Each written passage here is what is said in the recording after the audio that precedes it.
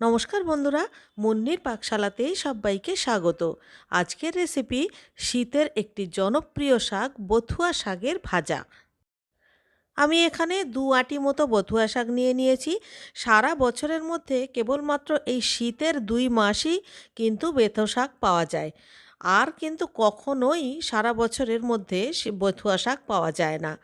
তো শাকগুলোকে প্রথমে আমি বেছে নেব। আর বথুয়া শাক কিন্তু খুব একটা বেশি ফেলা যায় না, মোটামুটি গোড়ার দিক থেকে একটু কেটে সামনের দিকের পুরো নরম অংশটাই কিন্তু কেটে নিতে হবে।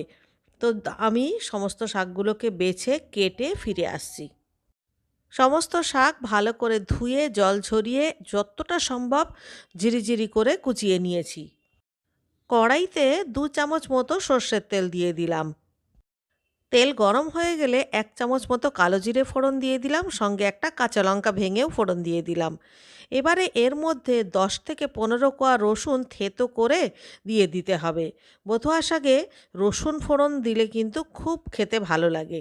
তো রসুনগুলোকে এবারে একটু লাল লাল করে নাড়াচাড়া করে নেব। তারপরেই কুচিয়ে রাখা শাকগুলোকে এর মধ্যে দিয়ে দিতে হবে।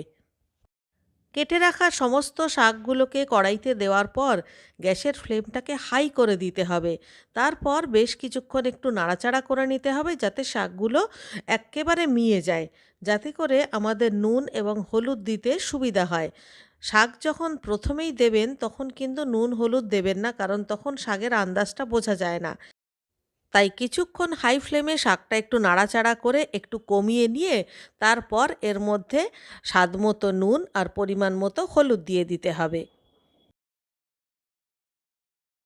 ভালো করে নাড়াচাড়া করে মিশিয়ে দিয়ে গ্যাসের ফ্লেম একদম লোতে করে দিয়ে ঢাকা দিয়ে কিছুক্ষণ রান্না করতে হবে, যাতে করে শাকগুলো খুব ভালোভাবে সুসেদ্ধ হয়ে যায়। 5-6 মিনিট পর এবারে দেখুন শাক থেকে প্রচুর জল বেরিয়েছে আর শাক কিন্তু 80% সেদ্ধও হয়ে গেছে। এবারে ঢাকা খুলে গ্যাসের ফ্লেম একেবারে হাইতে করে দিয়ে নাড়াচাড়া করে শাকটাকে ভালোভাবে শুকিয়ে নিতে হবে।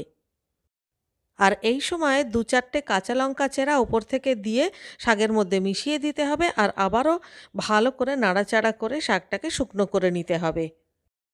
এরপর শাক যখন একদম শুকনো হয়ে গিয়ে দলা দলা পাকিয়ে যাবে তখন গ্যাসের ফ্লেম বন্ধ করে দিতে হবে। তৈরি হয়ে গেল খুবই সিম্পল অথচ খুবই টেস্টি বথুয়া শাক ভাজা।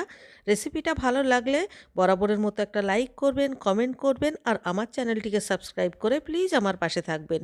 তাহলে আজকের মতো এই পর্যন্ত, দেখা হচ্ছে পরবর্তী ভিডিওতে আবার একটা নতুন রেসিপির সাথে নিয়ে। ততক্ষণের জন্য সবাই ভালো থাকবেন।